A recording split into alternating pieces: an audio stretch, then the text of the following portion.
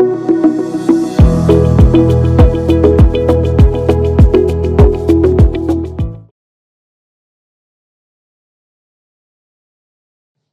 நேரம் யூடியூப் நேயர்கள் அனைவருக்கும் உங்களுடைய வெல்னஸ் குருஜியுடைய அன்பான வணக்கங்கள். அறுவை சிகிச்சை அப்படிங்கிறது இன்றைக்கு கிட்டத்தட்ட நம்மில் நிறைய பேருக்கு பழகிவிட்ட ஒரு நிகழ்வாகவோ அல்லது அதை சகித்து கொண்டுத்தான் வாழ வேண்டும், வேறு வழி இல்லை அப்படின்னு சொல்லக்கூடிய ஒரு நிகழ்வாகவோ இருக்கிறத பார்க்கலாம். ஒரு 30 வருடங்களுக்கு முன்பு, 40 வருடங்களுக்கு முன்பு சாதாரணமான ஒரு அறுவை சிகிச்சை நடந்தால் கூட சுற்றமும் உற்றமும் நட்புகளும் வீட்டுக்கு வந்து நலம் விசாரித்து நன்றாக இருக்கிறீர்களான்னு கேட்டு வரும்போதே பழங்களும் அவர்களால் முடிந்த அளவுக்கு உபசரணையோடு வந்து பார்த்து போவதை நம்ம பார்த்தோம். ஆனால் இன்றைக்கு உலகம் மாறிவிட்டது.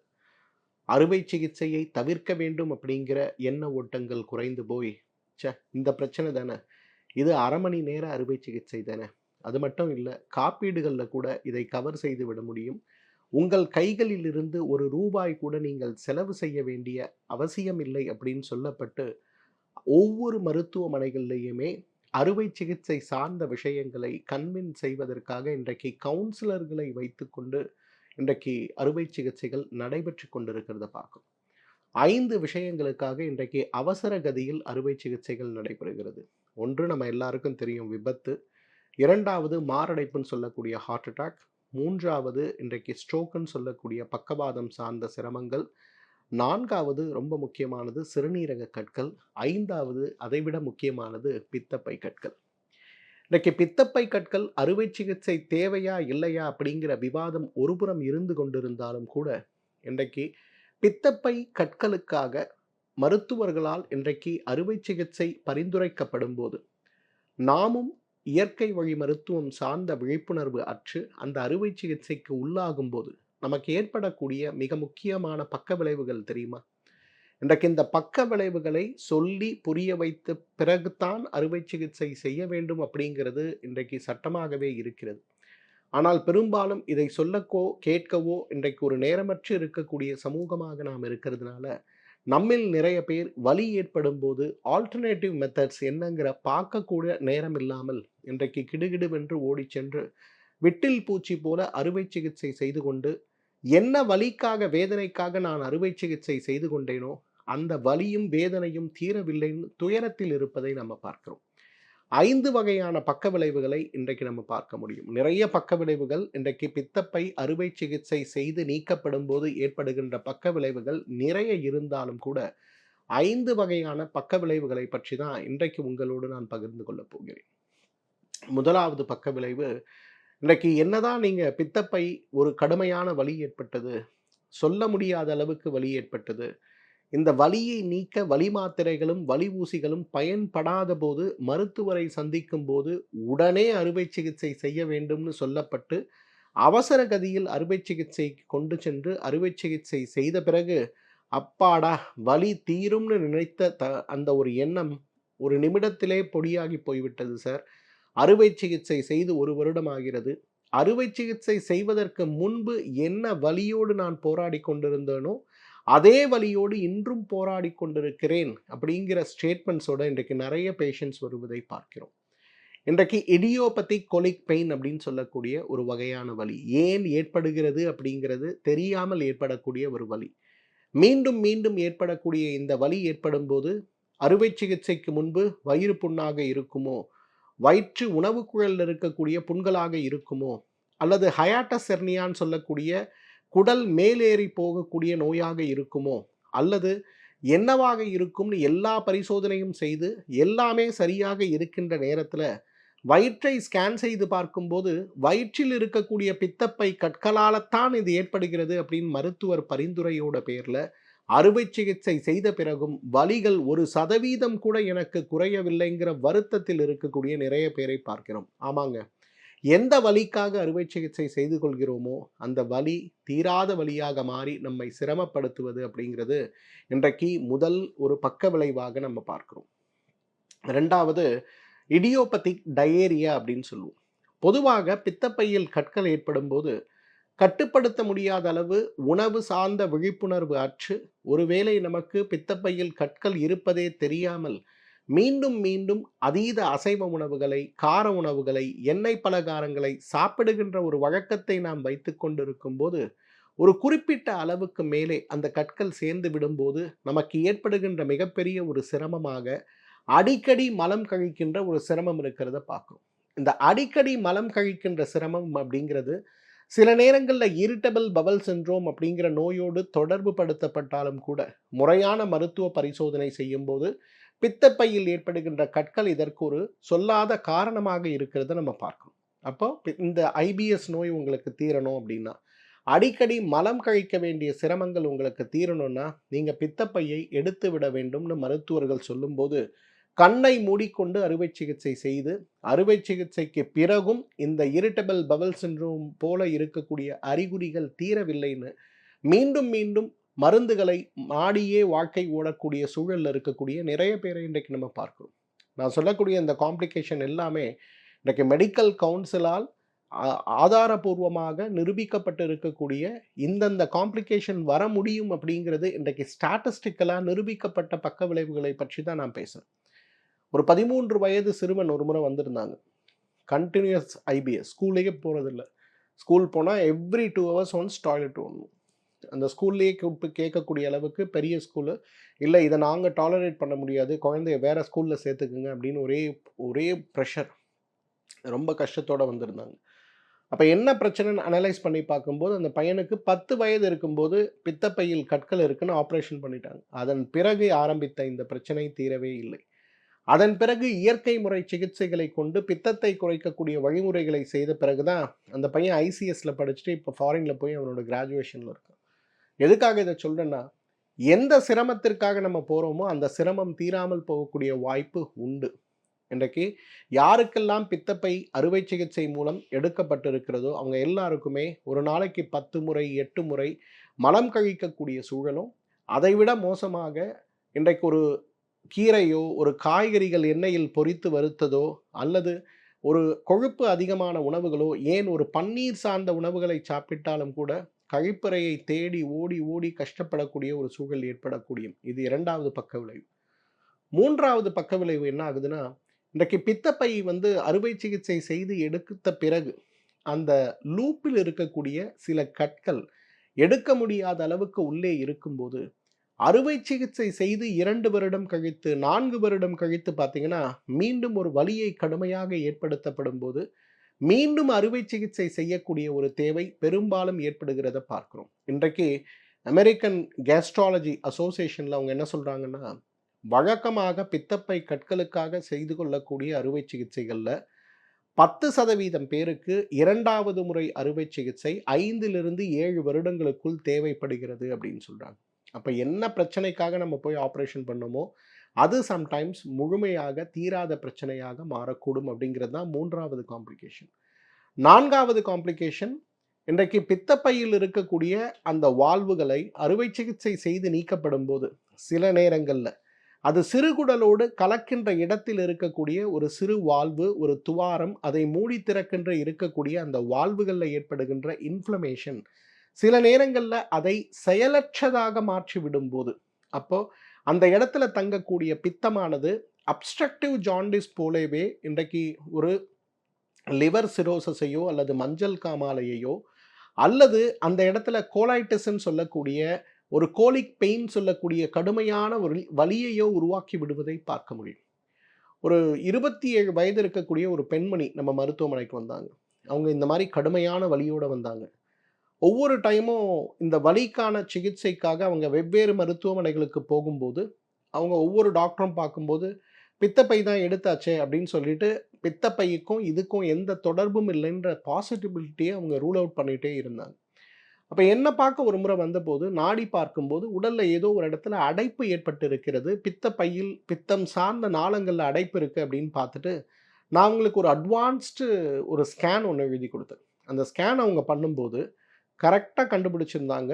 அந்த வால்வில் இருந்து குடலுக்கு சிறுகுடலுக்கு செல்லக்கூடிய அந்த இடத்துல ஒரு வீக்கம் மற்றும் அடைப்பு ஏற்பட்டு அந்த இடம் பாதிக்கப்பட்டு இருந்ததை நம்ம பார்த்தோம்.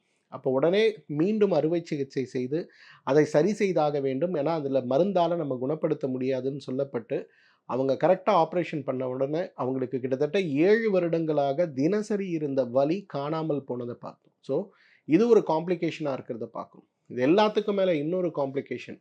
அமெரிக்கன் அசோசியேஷன் ஆஃப் சர்ஜன்ஸ் அவங்களுடைய ஸ்டாட்டிஸ்டிக்ஸ் சொல்றது ரொம்ப கிளியரா இருக்கு. நீண்ட ஒரு ஆய்வறிக்கை. அந்த ஆய்வறிக்கையில என்ன சொல்றாங்கன்னா, யாருக்கெல்லாம் பித்தப்பையில் அறுவை சிகிச்சைக்காக பித்தப்பை கற்களுக்காக பித்தப்பை நீக்கப்பட்டு இருக்கிறதோ, அதுல 100ல் 1% பேருக்கு அது பித்தப்பை சுற்றி இருக்கக்கூடிய இடங்கள் சார்ந்த புற்றுநோய் வருவதற்கான வாய்ப்புகளாக இருக்கு அப்படின்னு சொல்றாங்க. இந்த 5 விஷயமுமே நீங்க வந்து கூகுள்ல போய் சர்ச் பண்ணீங்கன்னா, இது சார்ந்த ஸ்டாட்டிஸ்டிக்ஸ் உங்களுக்கு கிடைக்கிறத பார்க்க முடியும். எதற்காக இன்னைக்கு நான் இத சொல்றேன்னா, அவசரகதி சிகிச்சை உலகம் முழுவதும் நடைபெறுகின்ற அவசரகதி சிகிச்சையில 5வது இடத்தில் இருப்பது எது? பித்தப்பை கற்களாக இருக்கிறது பார்க்கும். இன்றைக்கு உலகத்தில் இருக்கக்கூடிய வளர்ந்த நாடுகள்ல, சட்டதிட்டங்கள் கடுமையாக்கப்பட்ட நாடுகள்ல, மிகப்பெரிய அளவு இந்த பித்தப்பை கற்கள் சார்ந்த அறுவை சிகிச்சைக்கான விழிப்புணர்வு இருக்கக்கூடிய நாடுகள்லேயே 5வது இடத்துல இந்த அறுவை சிகிச்சை இருக்குன்னா, அப்ப நம்ம மாரி ஊர்ல எப்படி இருக்கும்? யோசிச்சு பாருங்க. இன்னைக்கு சாதாரணமாக இன்றே அட்மிட் ஆகுங்க, இப்பவே அட்மிட் ஆகுங்கன்னு சொல்லி, இல்ல ஆப்பரேஷன் பண்ணலனா இது அப்ஸ்ட்ரக்டிவ் ஜாண்டிஸா மாறும், ஈரல் பாதிக்கும் அப்படின்னு சொல்லப்பட்டு நிறைய குழந்தைகளும் பெண்களும் பிரசவ காலத்திற்கு பிறகு நிறைய பெண்களுக்கு இன்றைக்கு இந்த அறுவை சிகிச்சை சேர்த்தே செய்துவிடப்படுவதை பார்க்கிறோம். ஒரு எமர்ஜென்சி, அந்த இடத்துல ஒரு தொற்று இருக்கு, ஒரு கட்டிகள் வளர்வது போல இருக்கு, அந்த இடம் அழுக ஆரம்பித்திருக்கிறது, அறுவை சிகிச்சை செய்வது தவறே கிடையாது. ஆனால் மற்ற நேரங்கள்ல அந்த இடத்துல அறுவை சிகிச்சை தேவையாங்கிற ஒரு கேள்விதான் இன்றைக்கு நம்மை நாமே கேட்டுக்கொள்ள வேண்டிய கேள்வி. நமக்கு பித்தப்பையில கல் இருக்கு, எப்படி தெரிஞ்சுக்க முடியும்? 5 அறிகுறிகள், மிக முக்கியமான அறிகுறிகள். முதலாவது அறிகுறி, இன்னைக்கு நமக்கு எல்லாருக்கும் தெரிஞ்ச விஷயம்தான். சாப்பிடும்போது, சாப்பிடுவதற்கு முன்பு, சாப்பிடுவதற்கு பின்பு வயிற்றில் எப்பொழுதுமே வாய்வு தொந்தரவு, நெஞ்சு எரிச்சல், வயிறு எரிச்சல், ஏதேனும் ஒரு சிறந்த உணவையோ, சிறப்பு உணவையோ, விருந்து உணவையோ சாப்பிட்ட பிறகு ஏண்டா சாப்பிட்டோங்கிற அளவுக்கு வயிறு ஏற்படுத்தக்கூடிய உபாதைகள் அப்படிங்கிறது தான் முதல் அறிகுறி. எல்லாரும் அந்த இடத்துல பான்டாசிட் மாத்திரைகள் வேணுமா, ஆசிட் ரிஃப்ளக்ஸை குறைக்கிற மருந்துகள் வேண்டுமா, அல்லது வயிறு எரிச்சலை குறைக்கக்கூடிய மருந்துகள் வேண்டுமான்னு போராடிட்டு இருப்பாங்க. ஆனால் உண்மை என்னன்னா, பித்தப்பையில் கற்கள் ஏற்படும் போது இந்த நிகழ்வு தினசரி நிகழ்வாக இருக்கிறத நம்ம பார்க்க முடியும். 2வது, கடுமையான வாந்தி. நல்ல ஒரு இரவு விருந்துக்கு போகிறோம், நம்முடைய இஸ்லாம் நண்பர்களுடைய வீட்டு திருமணம், சுவையான பிரியாணி கொடுக்குறாங்க, நல்ல சுவையான மட்டன் பிரியாணியாக இருக்குது, வழக்கமாக சாப்பிடுவதை விட கூடுதலாக ஒரு பகுதி சாப்பிட்டு வீட்டுக்கு வரும். 8 மணிக்கு சாப்பிட்ட பிரியாணி 11 மணிக்கு லேசான அசௌகரியத்தை ஏற்படுத்துது. போன உடனே கடுமையான வாந்தி. ஒரு பருக்கை கூட அரிசி நம்ம உடம்புல செரிக்க முடியாத அளவுக்கு அனைத்தையும் வாந்தி எடுத்த பிறகு தான் நம்ம உடம்புல ஒரு நல்ல நிலை இருக்கிறத பார்க்க முடியும். இல்லைனா மருத்துவமனைக்கு ஓடணும், இன்ஜெக்ஷன் போடணும், அது இது நிறைய இருக்கும். ஆனால் அதுக்கு முன்னாடியே வாந்தி ஏற்பட்டு விடுவதை பார்க்க முடியும். எப்பொழுதெல்லாம் இந்த மாதிரி இரவு நேரங்களில் வாந்தி ஏற்படக்கூடிய ஒரு நிகழ்வு அடிக்கடி ஏற்படக்கூடிய ஒரு நிகழ்வாக உங்களுக்கு இருக்கோ, நீங்கள் புரிஞ்சுக்க வேண்டிய விஷயம் என்ன? உங்களுக்கு ஏற்பட்டு இருப்பது பித்தப்பை கற்களால் ஏற்படுகின்ற அசௌகரியம் அப்படிங்கிறத புரிஞ்சுக்கணும். 3வது, மீண்டும் மீண்டும் ஏற்படுகின்ற மஞ்சள் காமாலை நோய். இன்னைக்கு ஒரு முறை மருத்துவர்கிட்ட போகிறோம், மஞ்சள் காமாலை இருக்கா அப்படிங்கிறத பரிசோதனை செய்கிறாங்க, ரத்தத்தை பரிசோதனை செய்கிறாங்க, என்ன காரணம்ங்கிறத பார்க்குறாங்க, மருந்துகள் கொடுக்குறாங்க, குணமாகுது. திருப்பி 3 மாதம் கழித்து, திருப்பி 6 மாதம் கழித்து அடிக்கடி ஏற்படுகின்ற மஞ்சள் காமாலை நோய். குடிப்பழக்கம் அற்றவர்களுக்கு நான் ஆல்கஹாலிக் லிவர் சிரோசிஸ்ன்னு சொல்லக்கூடிய இந்த அடிப்படை நோய்க்கான காரணமே இன்றைக்கு இந்த பித்தப்பை கற்களாக இருக்கிறத நம்ம பார்க்கணும். 4வது, சிறுநீர் கழிக்கும் போது மஞ்சளாக செல்லாமல் ஆரஞ்சு கலர்ல நீங்க சிறுநீர் கழிக்கிறீங்கன்னா உங்களுடைய பித்தப்பை கடுமையாக பாதிக்கப்பட்டிருக்கிறதுன்னு அர்த்தம். ஏன்னா நம்மில் நிறைய பேர் இந்த கோடை காலத்துல இருக்கேன், நான் வெளியில சுத்துறேன், நான் மார்க்கெட்டிங் துறையில இருக்கேன், நான் தண்ணீர் சரியா குடிக்கிறது கிடையாது, இந்த மாதிரி நிறைய காரணங்களை அடுக்கிக் கொண்டே போவோம். மருத்துவர்கிட்ட போறதுக்கோ, ஏன் எனக்கு இப்படி ஒரு சூழல் ஏற்பட்டு இருக்கு அப்படிங்கிற புரிதலை ஏற்படுத்தி கொள்வதற்கோ நம்மில் நிறைய பேர் தவறி விடுகிறோம். அந்த வகையில் இன்றைக்கு மிகப்பெரிய அளவில் ஆரஞ்சு நிறமான சிறுநீர் யாருக்கெல்லாம் போகுது? ஒரு நாள் அல்ல, 2 நாள் அல்ல. சாயந்தரம் வீட்டுக்கு வந்தவுடனே ரெஸ்ட் ரூம் போனோன்னா, ரெஸ்ட் ரூமில் கிளாசெட்டில் பார்த்தாலே அந்த ஆரஞ்சு கலரில் ரத்தம் போகுதா அப்படின்னு தெரியாத அளவுக்கு உங்களுக்கு கலராக போகுதுன்னா, அது முழுக்க முழுக்க இந்த பித்தப்பை கல்லுடைய ஒரு மிகப்பெரிய ஒரு பாதிப்பு. 5வது, இன்றைக்கு செரிமான மண்டலத்தில் ஏற்படுகின்ற எல்லா விதமான அடிப்படை பிரச்சனைகளுக்கும் மாத்திரை சாப்பிட்டால் நோய் தீரும் இல்லையா? ஆனா அந்த மாத்திரையே ஜீரணம் பண்ண முடியாத அளவுக்கு உங்களுடைய பித்தப்பை சிரமப்பட்டு கொண்டு இருக்கிறது அப்படின்னா, அதற்கு காரணம் என்னன்னா, பித்தப்பையில் ஏற்படுகின்ற கற்கள் தான். ஸோ இந்த 5 வகையான அறிகுறிகள்ல ஏதாவது 3 உங்களுக்கு இருக்குனாலே, நீங்க உடனடியாக உங்க வீடு பக்கத்தில் இருக்கக்கூடிய ஒரு ஆயுர்வேத மருத்துவரை, சித்த மருத்துவரை, யோக மருத்துவரை அல்லது ஹோமியோபதி மருத்துவரை சந்தித்து, முறையான மருத்துவ பரிசோதனைகளை எடுத்து, உங்க உடம்பில் ஏற்பட்டிருப்பது பித்தப்பை கற்கள் தீர்க்கக்கூடிய, தீர்க்க முடியாத, எந்த வகையில் இருக்கக்கூடிய கற்களாக இருக்கிறது அப்படிங்கிற பரிசோதனையை மேற்கொள்ள வேண்டும். சரிங்க சார், நீங்க சொல்லிட்டீங்க. பித்தப்பை கற்கள் ஏற்பட்டா உடம்புல ஏற்படுகின்ற அறிகுறிகள் என்னன்னு சொல்லிட்டீங்க. பித்தப்பை கற்களுக்காக அவசரப்பட்டு தேவைப்படுதா இல்லையான்னு செகண்ட் ஒப்பீனியன் இல்லாம ஒரு ஆப்ரேஷன் பண்ணா என்ன பாதிப்புகள், பக்க விளைவுகள் ஏற்படும் அப்படிங்கிறதும் சொல்லிட்டீங்க. அப்ப பித்தப்பை கற்களை எப்படி குணப்படுத்துறது? அதுக்கும் நான் 5 வழிகள உங்களுக்கு சொல்லித் தரேன். முதலாவது பித்தப்பை கற்களை குணப்படுத்துவதற்கு சிறந்த சிகிச்சை எதுனா டீடாக்ஸ் சிகிச்சை தாங்க. இந்த டீடாக்ஸ் சிகிச்சை அப்படிங்கிறது பெருங்குடலில் இருக்கக்கூடிய கழிவுகளை வெளியேற்றுவது மட்டும் கிடையாது. உடலில் இருக்கக்கூடிய எல்லா உறுப்புகளிலும் உடலுக்கு எதிராக வேலை செய்து கொண்டு அல்லது உடல்ல இருக்கக்கூடிய தேவையற்ற கழிவுகளை உடலுக்குள் சேர்த்து வைக்கின்ற நிகழ்வாக இருக்கக்கூடிய எல்லா உறுப்புகளிலும் இருக்கக்கூடிய எதிர்மறை ஆற்றல்களை வெளியேற்றுவது தான் இந்த கழிவு நீக்கம் சொல்றது, டீடாக்ஸ்ன்னு சொல்லக்கூடியது. இந்த டீடாக்ஸ் செய்யும்போது 2 வகை டீடாக்ஸை நான் பொதுவாகவே உங்க எல்லாருக்கும் சொல்லியிருக்கேன், நிறைய முறை சொல்லியிருக்கேன், இருந்தாலும் சொல்றேன். முதல் டீடாக்ஸுங்கிறது நம்ம உடம்பு வாத பித்த கபத்துல எப்படி இருக்குங்கிறத நாடி பார்த்து அதற்கு ஏற்றாற் போல காலை வெறும் வயிற்றில் 6 நாட்களுக்கு முதல் நாள் 30 மில்லி, 45, 60, 75, 90, 105 மில்லிங்கிற மாதிரி 6 நாட்களுக்கு முறையான நெய் மருந்துகளை சாப்பிடுவது. 7வது நாள் காலையில பேதிக்கு மருந்து எடுப்பது. இதை எடுக்கும்போது உடல்ல இருக்கக்கூடிய கழிவுகள் மட்டுமல்ல, உச்சந்தலையிலிருந்து உள்ளங்கால் வரை இரத்தத்தில் மிதந்து கொண்டிருக்கக்கூடிய கொழுப்புகள், இறந்த அணுக்கள் அனைத்துமே உடலை விட்டு வெளியேறி விடுவதை பார்க்க முடியும். ஒரு ஆவரேஜ் பிளட் சுகர்ல இருந்து இன்றைக்கு பித்தப்பையில் இருக்கக்கூடிய கற்கள் வரை காணாமல் போக்கடிக்கக்கூடிய சக்தி 7 நாட்கள்ல அறுவை சிகிச்சை இல்லாமலேயே சில பித்த கற்களை, சில வகையான பித்த கற்களை முற்றிலுமாக வெளியேற்றக்கூடிய சக்தி இந்த டீடாக்ஸுக்கு உண்டு. மீண்டும் மீண்டும் பித்தப்பையில் கற்கள் ஏற்படக்கூடாதுன்னா நம்ம செய்ய வேண்டியது இதுதான், சுலபம். மாதத்துக்கு ஒரு முறை மா இலை, கொய்யா இலை, வேப்ப இலை போட்டு கஷாயம், அதன் கூட விளக்கெண்ணெய் சேர்த்து எடுக்கக்கூடிய பேதி. ஸோ இந்த 2 புரோட்டோக்காலை நம்ம ஃபாலோ பண்ணாலே பித்தப்பை கற்கள் ஏற்படாது. பித்தப்பை கற்கள் இருந்தாலும் கூட அவை முறையாக கரைத்து கழிவாக வெளியேற்றப்பட்டு விடுவதை பார்க்க முடியும்.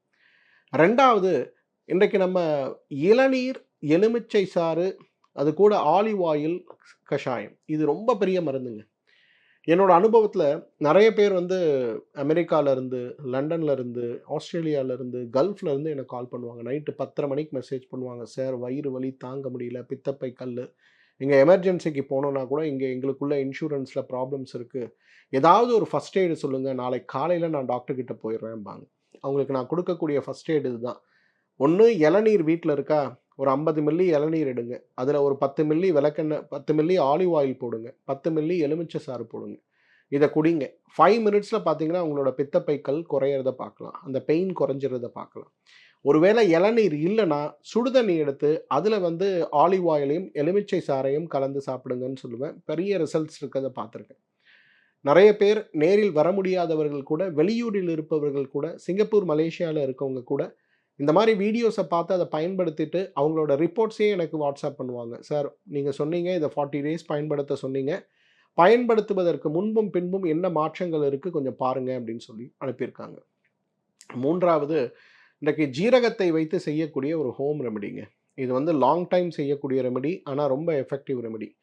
பொதுவாக நான் சொல்கிறது, 1 கிலோ ஜீரகம் எடுங்க, அது கூட நல்ல தேன் 1 கிலோ வாங்குங்க. இந்த ஜீரகத்தையும் தேனையும் நல்லா ஒரு நம்ம ஊறுகாய் ஜாடின்னு சொல்லுவோம்ல, அந்த மாதிரி பீங்கான் ஜாடியில் போட்டு நல்லா கலந்துருங்க. அது கூட தினசரி 4 எலுமிச்சை பழத்தை பிழிந்து எடுக்கக்கூடிய சாறை போட்டு நன்றாக கலந்து ஒரு துணி கட்டி வெயிலில் வச்சுருங்க. எப்படி ஊறுகாவை நம்ம பதப்படுத்துவோமோ அதே போல் செய்யுங்க. கரெக்டாக அதை செஞ்சுட்டே வந்தீங்கன்னா ஒரு 21 நாட்களில் பதமான ஜீரக லேகியம் வந்து உங்களுக்கு ரெடி ஆயிரும். பித்தப்பை கற்களுக்கு இதை விட சிறந்த ஒரு மருந்தே கிடையாதுங்க. ப்ராசஸ் ரொம்ப சிம்பிளுங்க. 1 கிலோ ஜீரகம், 1 கிலோ தேன், ரெண்டத்தையும் நல்லா கலக்கணும். ஜாடி, பீங்கான் ஜாடியில் போட்டு கலக்கணும். டெய்லி 4 எலுமிச்சை சாறு இத போட்டு நன்றாக கலந்து, இன்னைக்கு ஒரு 4 எலுமிச்சை சாறு போட்டு கலந்து வெயில்ல வச்சுட்டீங்கன்னா, அது நல்லா ட்ரை ஆயிரும். திருப்பி அடுத்த நாள் 4, அடுத்த நாள் 4 அந்த மாரி 21 நாட்களுக்கு செஞ்சு, 22வது நாள் காலையிலிருந்து காலையில வெறும் வயித்துல ஒரு 5 கிராம் இத சாப்பிட்டீங்கன்னா, பெரிய மாற்றம் ஏற்படுவதை பார்க்க முடியும். 4வது ஆப்பிள் சாறுங்க. என்னோட ஃபேவரைட்டும் கூட. பொதுவா யாரெல்லாம் பித்தப்பை கற்களோடு போராடிக் கொண்டிருக்கிறீர்களோ, அல்லது ஏற்கனவே பித்தப்பை கற்கள் வந்துருச்சு, இப்ப குணமாயிடுச்சு. ஆனா எனக்கு மீண்டும் வரக்கூடாதுன்னு நினைக்கிறீங்களோ, ஒரு 1/2 ஆப்பிள் எடுத்து அத சுடு தண்ணீல போட்டு அரைச்சு, அப்படியே அந்த பல்ப்போட ஒரு ஒரு ஒரு பேஸ்ட்ரி மாரி அத கொஞ்சம் நீங்க சாப்பிட்டீங்கனாலே, உங்களுக்கு பித்தப்பை கல்லு வராது. பித்தப்பை கற்கள் வராமல் இருப்பதற்கு ஆப்பிள் பழத்தை அடிக்கடி உணவுல சேர்த்தாலே போதுங்க. அந்த அளவுக்கு பெரிய மாற்றத்தை பித்தப்பை கற்களுக்கு நம்ம உடம்பு கொடுக்கக்கூடியது சிறந்த மருந்து ஆப்பிள் தான். 5வது அமிர்தல்ஸ் மாத்திரைகள். இந்த அமிர்தல்ஸ் மாத்திரைகளை பற்றி என்னோட நிகழ்ச்சியில நிறைய முறை சொல்லியிருக்கேன். யாரெல்லாம் பித்தப்பை கற்களோடு போராடிக் கொண்டிருக்கிறீர்களோ, இன்றைக்கு பித்தப்பை கற்கள் எங்கள் பரம்பரையிலே வந்து கொண்டிருக்கிறது அப்படின்னு நினைக்கிறீங்களோ, அசைவ உணவு இல்லாத ஒரு வாழ்க்கை ஒரு வாழ்க்கையா சார்? வாரத்துக்கு ஒரு முறையாம ஆடு இறைச்சி இல்லாமல், மீன் இல்லாமல் எப்படி சார் இருக்க முடியும்னு வயிற்றை, வாயை கட்ட முடியாமல், அதற்காக பித்தப்பை கற்களோடு போராடவும் முடியாமல் சிரமப்பட்டுக் கொண்டிருக்கக்கூடிய இந்த ஜென்-ஸி கிட்ஸ் இருக்கீங்கல்ல, நீங்கள்லாம் பிரிவென்டிவா உங்களுடைய பித்தப்பைய பாதுகாத்துக் கொள்வதற்கு, பித்தப்பை சுரக்கக்கூடிய அமிலங்களை பாதுகாத்துக் கொள்வதற்கு இந்த அமிர்தல்ஸ் மாத்திரைகளை காலை 2, இரவு 2 உணவுக்கு முன்பு அப்படின்னு எடுத்துட்டோம்னா, பித்தப்பை கற்கள் உருவாவதை தடுக்கும். கற்கள் இருந்தாலும் படிப்படியாக கரைக்கும். பித்தப்பை ஆரோக்கியத்தை நிலைநிறுத்தி செரிமானத்திற்கு உதவி செய்யக்கூடிய சிறந்த மருந்துகளில் ஒன்று அமிர்தல்ஸ் மாத்திரைகள். அன்பு நேயர்களே, நம்ம ஒரு விஷயத்த புரிஞ்சுக்கணும். இன்னைக்கு பித்தப்பை கற்கள் ஏற்பட்டிருக்கக்கூடிய அனைவருக்குமே அறுவை சிகிச்சை தேவையா? அப்படிங்கிறது தான் நான் கேட்கக்கூடிய கேள்வி. மருத்துவமனைக்கு வந்து என்னை பார்க்கக்கூடியவர்கள் 100ல் 60 பேருக்கு வலி ஏற்பட்டோ, வேதனை ஏற்பட்டோ மருத்துவமனைக்கு செல்வது கிடையாது. மருத்துவம் சார்ந்த பரிசோதனை, சுய பரிசோதனைக்கு செல்லும்போது பித்தப்பை கற்கள் கண்டுபிடிக்கப்பட்டு, ஐயோ! இந்த பித்தப்பை கல் எடுக்கலனா உடனே உயிருக்கு ஆபத்துன்னு பயமுறுத்தப்பட்டு நிறைய நேரங்கள்ல தேவையில்லாத அறுவை சிகிச்சை செய்யப்படுவதை பார்க்கிறோம். அறுவை சிகிச்சை செய்தால் நலமாக இருக்க முடியுங்கிற நம்பிக்கையில் அறுவை சிகிச்சை செய்து கொண்டு, கடைசியில் ஏன்டா இந்த சர்ஜரிய செஞ்சோம்? வாழ்க்கை இவ்வளவு கஷ்டப்படுகிறதேன்னு வருத்தத்தில் இருக்கக்கூடிய நம்முடைய தோழர்களுக்கும், தோழிகளுக்கும் நிச்சயமாக இந்த சிரமம் வந்துவிடக்கூடாது அப்படிங்கிறது தான் என்னுடைய அன்பான வேண்டுகோள். அதற்காகத்தான் இந்த வீடியோ. இந்த வீடியோ உங்க எல்லாருக்கும் பயனுள்ளதா இருக்கும்னு நினைக்கிறேன். இந்த வீடியோவ உங்களுடைய சோசியல் மீடியால, உங்களோட கம்யூனிட்டில ஷேர் பண்ண முடியுமான்னு பாருங்க. இந்த வீடியோ சார்ந்த கேள்விகள் உங்களுக்கு ஏதாவது இருக்குன்னா, தவறாம இந்த வீடியோவோட கமெண்ட் செக்ஷன்ல என்கிட்ட கேளுங்க. எனக்கு நேரம் இருக்கும்போது நிச்சயமாக பதில் சொல்ல நான் முயற்சி செய்கிறேன். மீண்டும் சந்திப்போம். நன்றி. வணக்கம்.